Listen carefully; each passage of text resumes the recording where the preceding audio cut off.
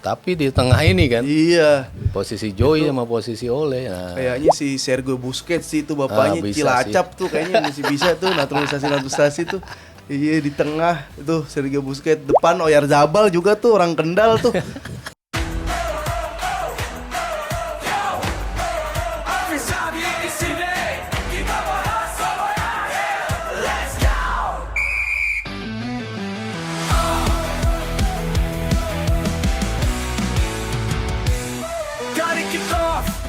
Sampai injury time, bicara bola gak ada finish line. Strategi gosip dan transfer panas, tipu fluid akhir semua dibahas. Tsunami salah tribun berglobal, artisan ini cara gak ada yang hambar. Support bola sampai hari terakhir, dengar podcast ini jangan sampai minggir. Fluid, bahas bola sampai akhir. Selamat datang kembali di Peluit Akhir yang bakalan ngomongin sepak bola sampai hari akhir. Masih bareng Afif Safi di sini, teman-teman. Semoga semua dalam keadaan sehat walafiat ya. Dan hari ini seperti biasa, gua tidak sendiri, sudah pasti ada bintang tamu yang sangat kompeten, kredibel untuk membahas sepak bola yang pasti keren. Di samping saya sudah ada, ini dia. Di tengah riuh rendah sepak bola yang semakin gaduh, ada satu suara yang tetap jernih, tajam dan terang. Bukan hanya mencatat skor, tapi juga mengupas akar. Bukan sekedar menyorot bintang, tapi juga membaca arah angin. Hadir bersama kita bukan sekedar jurnalis, tapi penjaga nalar di tengah banjir euforia. Saksi bisu ribuan langkah timnas yang tak tertulis tapi dimengerti. Bagaimana sepak bola membentuk bangsa dan bangsa membentuk sepak bola. Inilah dia, Sabto Haryo. Om Sabto Haryo, tepuk tangan dulu dong. terima kasih Mbak Najwa. Udah repot nih kita Openingnya nih. luar biasa. Openingnya selalu luar biasa Om ya. Sehat Om ya. Sehat. Terima kasih udah hadir ke sini. Ini sebenarnya langsung aja gue mau bahas hal-hal yang penting. Maksudnya kalau kayak kita lawan Bahrain aja itu dramanya kan lebih banyak, dramanya jatuh-jatuhnya guling-gulingannya lebih banyak. Nah ini kayak Irak, kayak Qatar, mungkin dramanya banyak, cuman kan kualitasnya lebih bagus lagi dari Bahrain. Gimana kira-kira peluangnya tuh? Mungkin yang pengen gue bukan luruskan ya. Maksudnya ini kan habit ya, tabiat pemain guling-guling. Tapi kalau lu nggak ditabrak, lu kan nggak akan guling-guling. Oh iya. Berarti kita harus jangan tabrak dia lah. Jadi solusi. Ya kan? Dan wasit melihatnya itu memang sebagai sebuah pelanggaran. Mau soft, mau enggak, pelanggaran. Lo pegang tangan di punggung orang, ya pelanggaran. Ya kan? Lo mau toel dikit kaki, ya pelanggaran. Perkara dia habis itu guling-guling, ya emang tabiat mereka begitu gitu kan. Tabiat Itu kan yang kita bilang, ya disenggol dikit jatuh. Lah memang jatuh, memang disenggol gitu kan. Maksudnya lo jangan melihat itu sebagai tim kitanya nggak salah nih. Kan tim kitanya buat pelanggaran. Tapi merekanya habis itu guling-guling, emang nyebelin. Tapi ya memang tabiatnya seperti itu. Mereka emang doyan teatrikal lah ya, doyan lama-lamain yang kayak gitu-gitu. Ya kualitasnya gue sih bilang peluang di round 4 tuh lebih berat dibanding ya kemarin ataupun nanti di round 5 tuh berat lagi gitu kan. Karena ketemu tim-tim dari konfederasi. Tapi round 4 tim-tim dari Arab berat karena kita nggak main di Jakarta. Kita main di bilangnya tempat netral ya, tapi kayaknya salah satu dari mereka sih, salah satu dari tim yang main di situ gitu kan. Nah, makanya ini kan lumayan rame nih ya. Orang bilang nanti yang peringkat ketiga yang punya kesempatan untuk jadi tuan rumah. Jadi entah itu Arab Saudi, entah itu Qatar. Qatar peringkat 4 malah ya. Peringkat 3-nya Uni Emirat Arab. Jadi kalau kita bicara dari kesiapan venue, ya Arab Saudi sama Qatar emang siap banget kan. Dua tim itu habis Piala Dunia sama ya Arab Saudi kan selalu bagus. Lo lihat aja liganya ya, stadionnya kan emang keren-keren gitu. Jadi tim-tim itu kalau mengajukan diri menjadi tuan rumah potensi dapat dan menurut gue ya wajar-wajar aja kalau mereka yang mengajukan diri dan akhirnya diiakan karena segala macam infrastruktur yang mereka miliki gitu. Ya tapi kalau kita main di Irak jadi lebih lebih ada kesempatan buat kita? Enggak juga. Kalau kita dapat tuan rumahnya Uni Emirat Arab, apakah akan lebih bagus buat kita? Ya enggak juga. Maksudnya sama aja mau main di mana aja, dari 5 tim lawan kita ini semuanya ada di sana gitu loh. Lo mau tuan rumahnya Qatar, lo mau tuan rumahnya Arab, mau Oman, mau Irak. Irak kita 3 kali ketemu 3 kali kalah. 2 kali di round 2, 1 kali di Piala Asia. Jadi emang nggak mudah sih sebetulnya round 4 ini. Nah, kalau kita udah tahu nih, yang ternyata yang susah emang lawannya. Skuad kedalaman dari lawan itu mungkin ya emang kuat banget, bagus banget gitu. Nah, dari kitanya sendiri nih, udah pakai ini aja kah atau jangan-jangan udah kita diasporain aja lah lagi deh cari. Kayaknya Oktober kayaknya bisa jadi nih ada tambahan lagi, ya? Bisa jadi ya. Tergantung. Tapi kita nggak ada FIFA Matchday lagi. Ada uji coba nggak sih kita?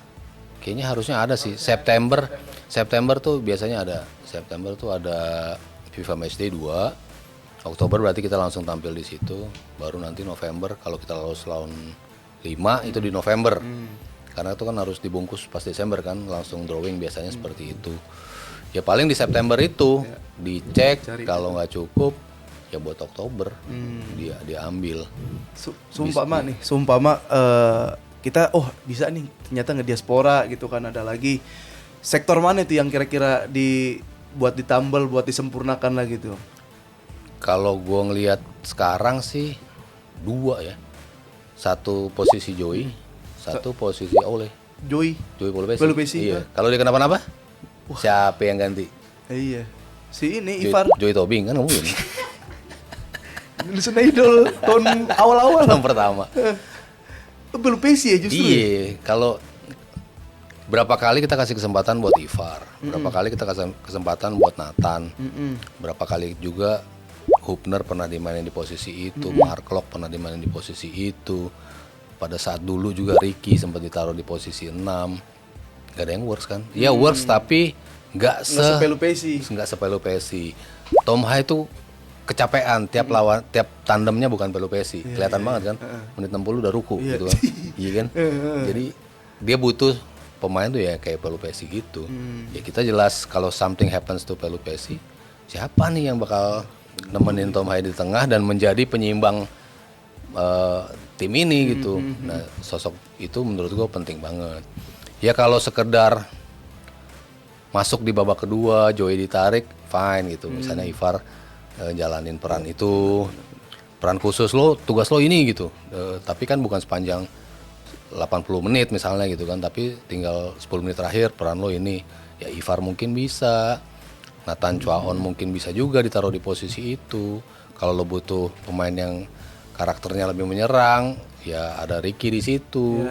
Jadi pilihannya sebenarnya banyak, tapi nggak ada yang bisa tampil sejak start senyaman Joey Pelupesi. Jadi menurut gue satu satu pemain yang jelas layak kita cari lagi nih, misalnya emang mau cari 2 pemain, persiapannya sekaligus round 4, terus nanti kesiapan untuk Piala Dunianya misalnya gitu ya, kalau kita lolos, ya kita butuh sosok dia dan sosok kalau kenapa-napa sama Ole.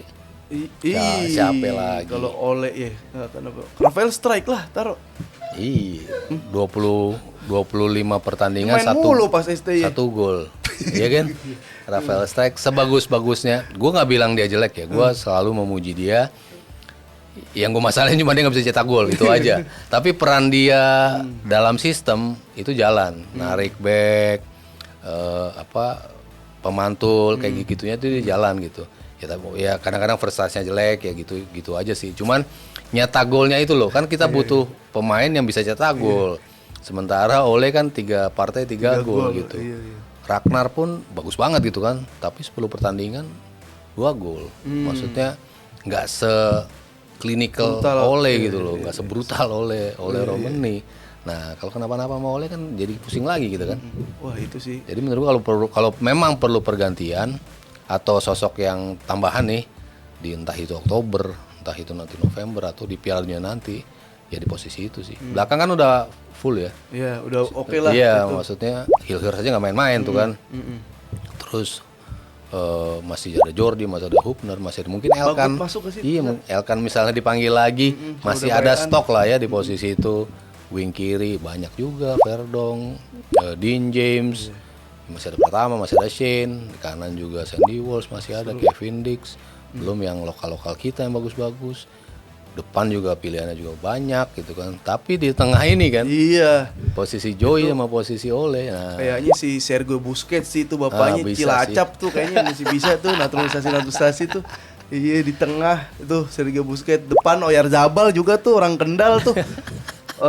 Engkongnya orang Kendal. Pedri nggak mau Pedri. Wah, Pedri buat Spanyol aja tuh biar kalau Pedri. Nah, kalau kemarin juga banyak eksperimen-eksperimen karena banyak pemain yang cedera juga, ada yang nggak bisa main dan akhirnya ada dipanggil juga. Kalau gua seneng banget Om ketika dipanggil Beckham Putra. Nah, selain Beckham Putra itu kan juga ada perubahan tuh. Dibuat yang nemenin si Ole tuh ada Egy sama Ricky Kambuaya. Nah, kita ke Beckham Putra dulu nih, dari dipanggilnya Beckham Putra sampai mainnya kira-kira gimana tuh pandangan Om Haryo? Pas dia isu-isu dia dipanggil kan gue sempat obrolin juga ya di berapa platform lah ya. Pokoknya Beckham tuh layak dipanggil menurut gue tuh stance gue seperti itu. Banyak juga yang ngapain sih dia masih muda, biarin aja main di U23 dulu gitu, jangan ke senior dulu. Dan terlalu kurus. Banyak lah yang skeptis dengan pemanggilan dia gitu. Cuman kan landasan gue selalu ketika Persib pemain-pemain asingnya cedera, lu butuh pemain yang bisa step up. Beckham selalu step up gitu loh, untuk bisa nyimbangin Persib lagi, untuk bisa membawa Persib nyetak gol lagi. Ini kan nggak mudah bagi pemain yang seperti dia, masih bisa dibilang muda. Di timnas seniornya juga belum ada debut gitu. Tapi kemarin dipercaya dan akhirnya dipanggil kan. Ya walaupun ketika Eleanor Renders kan mundur, akhirnya Beckham masuk gitu kan. Tapi ternyata ya kalau gue bicara jujur, impactnya lebih bagus Eleanor pas masuk atau Beckham? Menurut gue Beckham. Dari menit bermainnya ya, tapi impact yang diberikan, Beckham langsung ngasih impact yang luar biasa. Jadi emang pemanggilan sekarang kan begitu dijejerin nih pemain-pemain yang dipanggil, ada duet Malut, Sayuri Brothers, ada Ricky, duetnya di mana? Dewa sama Egy. Lalu ada Beckham Putra salah satunya. Ini kan pemanggilan yang based on merit. Pemanggilan yang emang lu pantas dipanggil ke timnas based on apa yang lo tunjukin selama ini di klub gitu kan. Ketika Maret Cliver datang ke sana kan, ke Ternate, nonton, jelek mainnya tuh. Sayuri Brothers jelek. Kurang tuh. Makanya nggak dipanggil kan? Nggak dipanggil. Terus kan sama teman-teman di Malut kan, kenapa? Grogi mereka pas ditonton coach. Iya, ternyata mereka berdua grogi. Begitu coach datang, mainnya nggak lepas gitu. Tapi kan dibuktiin kan, begitu sampai Maret ke Mei, akhir kompetisi, Malut ada di peringkat ketiga, Dewa ada di peringkat kedua, Egy pemain lokal dengan gol terbanyak, Sayuri di bawah dia, Yakob dengan gol terbanyak juga, Beckham tadi gue bilang impactnya buat Persib. Jadi semua pemain yang dipanggil tuh emang nunjukin kualitas yang luar biasa di klubnya masing-masing gitu. Jadi wajar ketika akhirnya mereka dipanggil. Cuman kan di era STY kan dipanggil tapi belum tentu dimainin kan. Tapi ini dipanggil dan dimainkan gitu. Gokil sih. Berarti syaratnya adalah kalau misalkan ada pemain yang lagi dipantau sama pelatih itu masih ada grogi, jangan dikasih tahu ya kalau Kluivert mau datang, suruh nyamar jadi petani jadi tukang bacang gitu sambil ngeliat, ini jago nih Yakob, ya kan. Daripada ketahuan terus di grogi gitu, jadi ada tuh jiper-jipernya. Nah, kiper Om sekarang. Kemarin kan kiper, Emil pas datang, ayo dong Emil datang nih, kayak gitu kan. Ada Pas, dan kebetulan Pas juga nggak bisa main. Pas dikasih kesempatan, ngeliatnya gimana tuh Om Emil kemarin? Gokil sih. Ini kan pemain-pemain yang sudah berpengalaman, pemain-pemain yang dipanggil tapi sudah punya jam terbang tuh. Kayak Ragnar waktu debut langsung bagus. Jay Itses debut langsung bagus. Tom Haye juga langsung bagus. Joey Pelupesi yang terakhir ya, pemain yang senior, yang jam terbangnya di level klub udah tinggi. Begitu dipanggil tuh nggak butuh waktu lama untuk adaptasi, langsung bisa adapt. Martin Pas salah satunya, ketika di Arab langsung bisa save penalti gitu kan. Dan Emil gue bilang ketika dipanggil, ini pemain sewaktu-waktu akan tampil, levelnya akan langsung nyetel gue bilang, karena dia punya level yang begitu tinggi. Bahkan sejujurnya lebih tinggi dari Martin Pas kalau kita bicara level. Ya lo lihat aja CV-nya, klub-klub yang dia mainin, walaupun mungkin bukan kiper utama ya, tapi kan dia selalu ada di surroundings pemain-pemain yang jago. Porsi latihannya sama pemain intinya gitu kan. Jadi dia tuh ada di level tertinggi gitu loh. Jadi ketika dia masuk, makanya begitu dia dinaturalisasi, gue bilang wah ini keren banget sih. Guys, sebentar dulu guys. Nih buat kalian yang mau beli merchandise atau pernak-pernik tentang sepak bola nih yang keren-keren di sini, apa aja ada ya. Langsung aja check out di link di sini nih. Oke? Mantap. Lu kan nggak kebayang ya, sebagus-bagusnya Hernando, sebagus-bagusnya Nadeo, kan masih ada apa ya, kekurang yakinan ya kita terhadap ya pemain-pemain yang di luar Martin Paes gitu kan. Ini nanti kalau Martin Paes kenapa-napa, siapa yang bakal ganti ya? Ya walaupun selama ini Hernando bagus penampilannya gitu, tapi begitu lo lihat Martin Paes, levelnya udah beda kan. Kalau ada apa-apa kan, ya kita bicara pemain yang harus levelnya sama gitu. Nah, Emil, gue bilang ketika dia datang, ketika nanti dia main, pasti akan langsung nyetel. Langsung kebukti kan. Dia tenang. Yang membedakan pemain-pemain kita dengan pemain-pemain diaspora tuh kan ketenangan ya. Benar. Iya kan? Ketika main kan, kok mereka tenang ya? Kalau di press kok ngeluarin bola kok tenang ya? Maksudnya ya itu loh yang harus kita bisa serap pemain-pemain yang main kita di Liga 1 tuh lo yang paling harus lo serap ya ketenangan mereka bermain. Ketenangan dan keputusan tuh. Keputusan, decision making ini tenang yang penting tuh nggak panik kan. Pas lo di press kan biasanya wah ini panik nih gimana gitu. Ini enggak, ini tenang aja, tenang. Build up tenang, nggak dapat balik lagi. Ya itu kan yang ya dia dididik dari kecil seperti itu. Termasuk Emil. Jadi harus tenang tuh, konteksnya tenang dalam pemahaman sepak bola ya. Jangan lu kurang tenang lu dengerin musik reggae malah.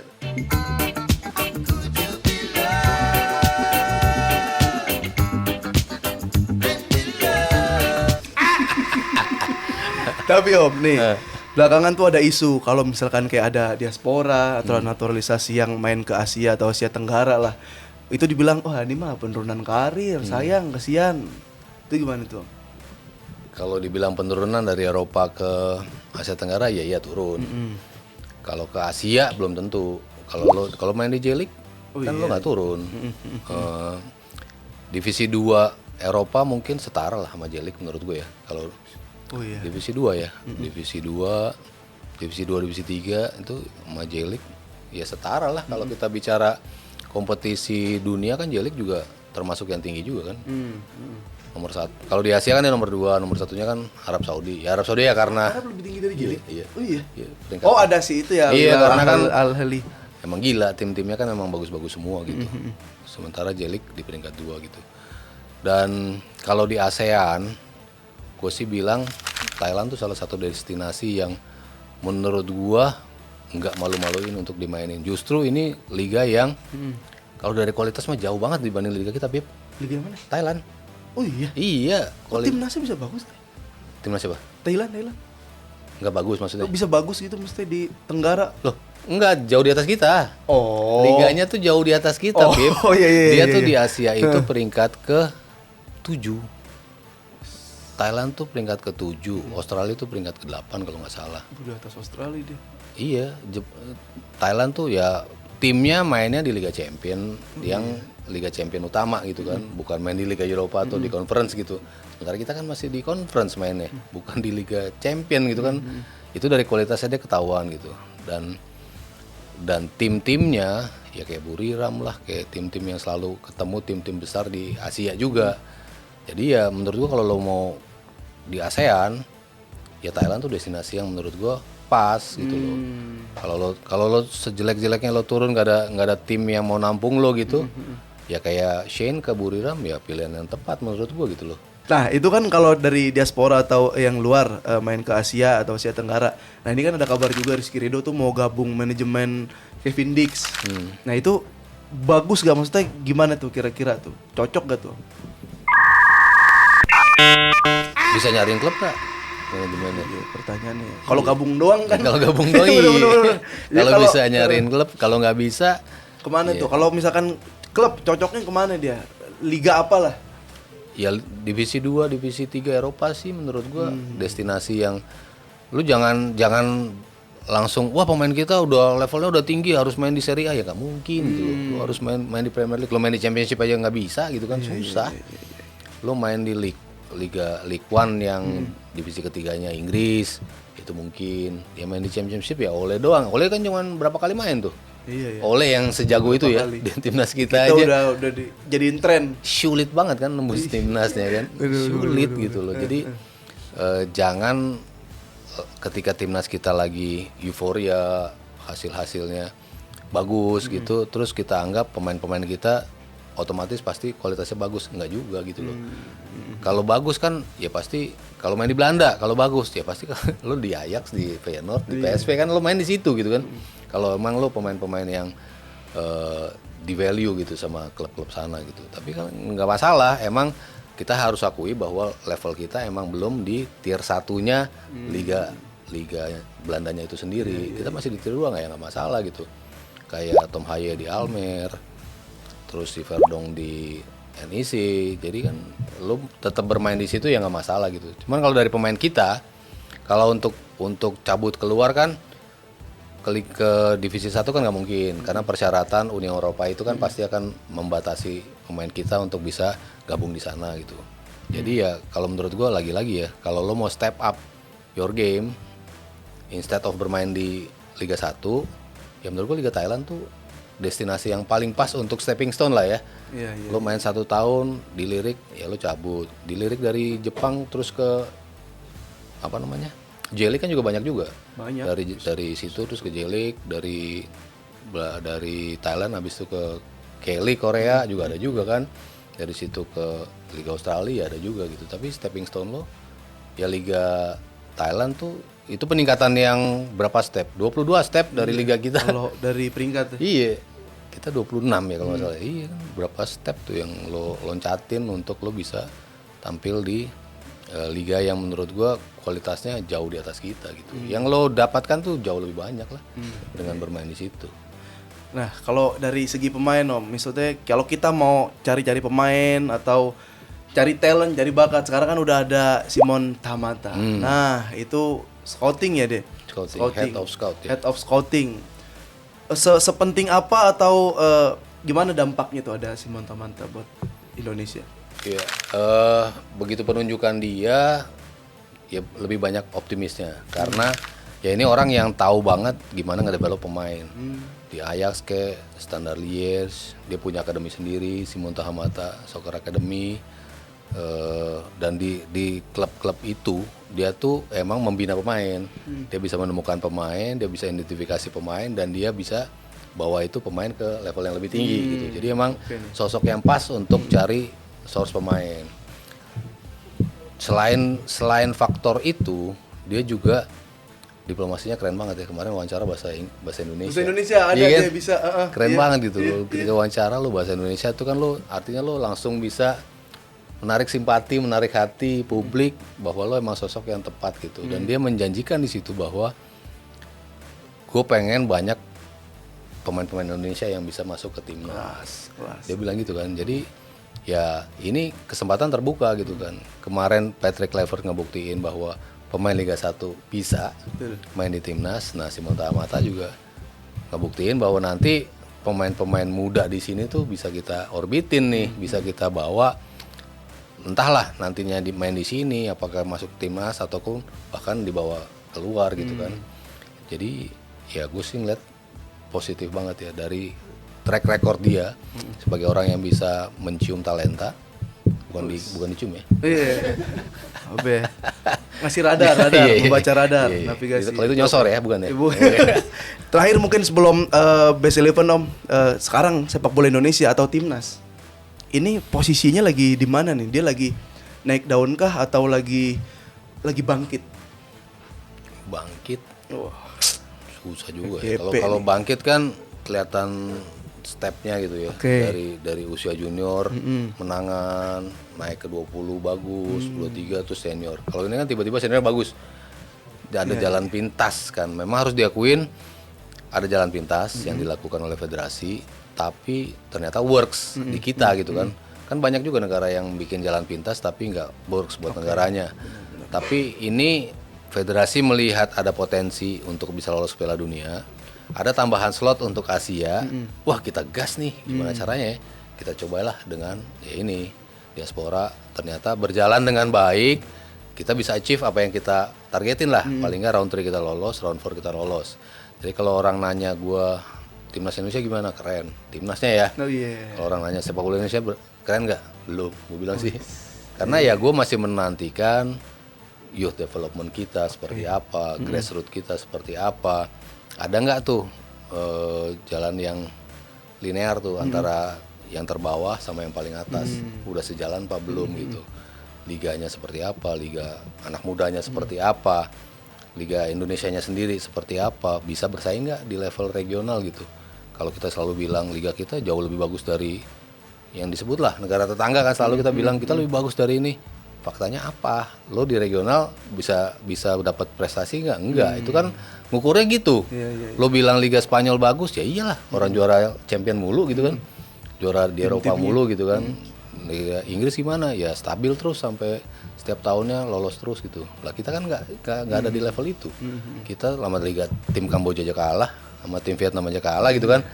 Berarti kalau kita mau mengklaim diri kita liga kita bagus, apa landasannya gitu kan? Gue nggak melihat itu sebagai landasan. Ya ini PR yang harus dilakukan PSSI pelan-pelan, tapi dengan adanya VAR itu kan breakthrough kan? Iya benar. Lu nggak bisa lagi tuh. Wah kalau dulu kan kita nggak bisa ngelihat ulangan kan? Kalau sekarang kan mau nggak mau lu harus lihat ulangannya. Lu kasar-kasar dikit, lu offside lu nggak bisa dah gitu kan. Sekarang udah infrastruktur sudah berjalan, stadion-stadion dibenahi. Ya PR penonton masih ada PR kan, yang kayak gitu-gitunya masih. Secara kualitas ya itu lo harus buktiin di level regional, itu masih gitu. Jadi sepak bola kita sedang bertumbuh menurut gua, sedang bertumbuh lagi gitu. Tapi kalau timnas keren karena ada jalan pintas. Tapi pembangunan dari bawahnya menurut gua belum. Iya, kadang suka kepikiran kalau ada orang, kita punya teman orang Thailand, kita punya teman orang luar Indonesia yang nanya, gimana kok timnas sejauh ini bisa sampai ke round 4 gitu kan. Kiat-kiatnya apa ya? Gitu jawabnya gimana tuh? Cari pemain. Kalau ditanya dari kita ya cari pemain lah. Iya benar. Iya oleh Romani. Iya, cari Romani gitu. Benar. Tapi kalau negara-negara Vietnam, Thailand, Filipina kalau melakukan apa yang kita lakukan bisa lebih sangar sih menurut gua. Lebih besar dari kita. Diasporanya lebih gila lagi, lebih banyak lagi yang Thailand di Amerika tersebar di mana-mana, Vietnam juga. Kalau mereka menseriusi ya, mereka bisa bahaya juga buat kita gitu. Karena kita sekarang lagi berkibar sendirian nih. Betul. Kayak nggak ada lawan kan. Mudah-mudahan negara-negara tersebut nggak punya Erick Thohirnya ya. Erick Thohirnya Vietnam, Erick Thohirnya Malaysia juga kayak gitu. Sama terakhir nih Bung, sebelum Best 11 Om, ada postingan salah satu pemain juga, terus akhirnya rame di akun-akun gosip, akun-akun media-media sport tentang jam tangan Rolex. Hadiah sebagai udah sejauh ini jam tangan Rolex gitu kan. Tanggapannya gimana tuh? Yes. Berapa yang tipe apa ya? 250 jutaan ya? GMT. GMT.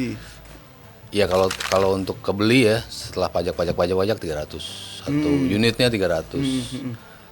Ya kalau Pak Presiden kita punya duit mah, ya kenapa enggak gitu ga? Ini kan kecuali lu pakai duit negara gitu ya. Pakai duit pribadi, menurut gua sih ya tergantung presidennya gitu loh. Dia merasa ingin memberikan apresiasi, ya hokinya pemain timnas sekarang gitu. Kasihan kan yang nggak dipanggil kemarin. Ya, iya yang baru. Iya nggak? Maksud yang Siapa ini, ya? maksud pemanggilan di Mei doang. Maksud di pemanggilan Maret nggak dapet. Berarti yang nggak, aduh Septian Bagaskara, ya ampun. Eleanor Renders kecoret. Aduh. Septian mah nggak main nggak apa-apa, yang penting Rolex ya. Biasanya kan pemberian ini adalah tim misalnya tampil di Piala Dunia. Oke. Timnya kan udah jelas nih segini gitu kan. Ada 23 pemain yang berangkat SEA Games, ada 26 pemain yang berangkat. Ini kan baru kualifikasi ya. Jadi masih ada keluar masuk gitu. Dia cedera terus nggak dapet, agak kurang pas sih momennya. Temen karena momen kita lolos ke round 4. Iya. Ya udahlah kalau itu ingin memberikan apresiasi. Tapi kan akhirnya rame juga tuh. Atlet-atlet lain kan teriak kan, termasuk atlet wushu kan, si Linswell tuh rame banget tuh kan. Karena barusan dicoret tuh apa namanya itu ya, platnasnya. Pelatnasnya tiba-tiba disuruh pulang gitu, nggak ada duit itu. Ya kan beda banget gitu kan. Bola kayak gini. Atlet padahal wushu kan prestasinya banyak gitu kan. Betul. Ya serba salah lah, orang bilang ya lu nggak populer sih, ya gitu. Susah kan. Ini populer banget gitu kan. Terus yang uang yang ada di sini, perputaran uang gitu ya, orang beli jersey kan berapa pemasukannya, orang bayar tiket stadion pemasukannya berapa gitu kan.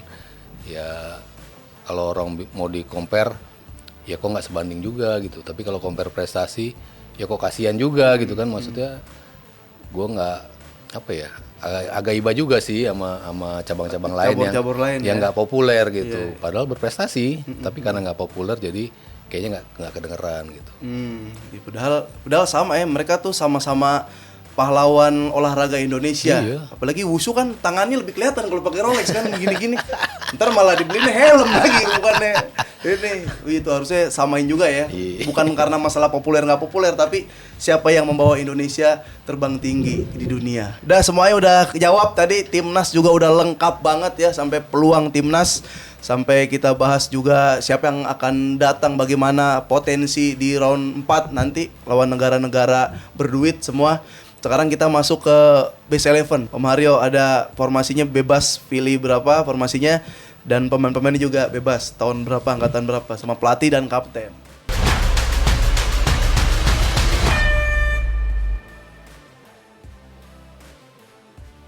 Wadaw. Base 11, formasi dulu. 4-4-2, 4-4-2 kali ya. 4-3-3, 4-4-2 aja deh. 4-4-2 aja deh. Kiper, boleh dari kiper dari mana aja dulu boleh deh. Kurnia Sandi sih gua kalau gua kiper. Wih, Kurnia Sandi. Gua tuh Kurnia Sandi gua. Sayang aja cedera. Kiper ada Kurnia Sandi. Right back. Right back, back kanan Siapa dong? Supardi. Anang Ma'ruf. Oh iya, Anang Ma'ruf. Nahi Munkar. Apa nih? Habis itu nih. Bek kiri. Wah. Perdong. Hortisan. Gue lebih Haji Santoso dibanding Hortisan.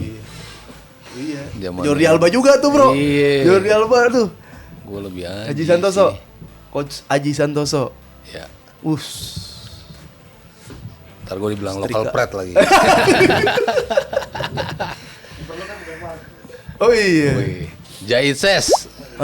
Bang Jai. Jahit Ses. Yang biasa nempel Lautaro. Yoi. Lukaku. Bang Jai tandemnya Messi harus tiba-tiba. Wuduh. Kok wuduh? Rizky Ridho gua. RR. Tengah nih. Sayap kiri. Jarang ya 4-4-2 ya. Gua Verdong deh di situ. Oh iya. Apa-apa ya. Verdong. Alvin Verdong. Tengah dulu boleh nih, tengah 2 nih. Boleh. Tengah dua. Enggak, Ansari Lubis. Wah. Ansari. Bawa Oki tuh dia tuh. Oh iya. Ansari Lubis. Wah, udah tinggal 2 nih. Karena belum ya. Oh, apa kalau mau striker dulu? Striker. Iya, kanan tuh banget. Striker gue yang satu Kurniawan. Top skor AFF ya. Kurniawan sama BP gue. Kurniawan langsung main bareng. Oh iya bos. Bos sih. Nah lo Bos ya? Bos bisa di kanan gak ya? 4-3-3 aja deh. Bos masuk. Bos masuk. Nggak 4-3-3 lebih bisa masukin banyak. Iya. Kayak gitu 4-4-3-nya. 4-3-3. Verdong turun. Oh namanya aja nanti diganti. Iya, jadi di mana tuh itu? Oh iya. jadi susah. Menjelang akhir-akhir ada pencoretan ternyata nih. Nggak dapet Rolex dong Verdong. Verdong nggak dapet Omega, Rolex. dapet Omega. Breitling. Lumayan bro, itu Omega juga. Oh Haji gantiin aja deh sama Verdong, nggak apa-apa. Wah, nggak dapet Rolex deh. Daytona nggak kena, Daytona. Bustomi di posisi Ansari. Wih, ini Kambuaya. Ini. Kambuaya. Kaptennya siapa Om? Kapten sama pelatih. Kapten terkini aja deh, Jay aja deh. Kapten terkini aja, iya. Bisa segala bahasa. Bener. Bisa ya kan, kalau lawan Italia bisa ngobrol deh. PR-nya bagus, pelatih. Waduh, pelatih. Kluivert, Sintayong, Luis Milla, Aduh. Simon McManamy, Aduh, pelatih siapa nih? RD, almarhum Benidolo.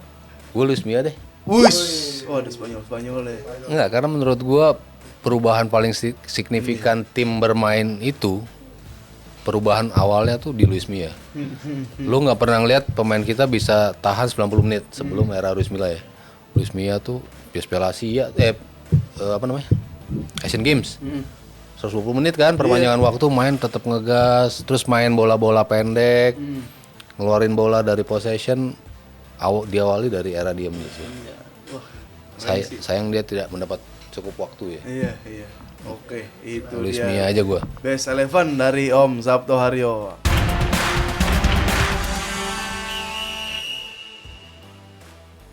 One v one, langsung aja Om Sabto Haryo.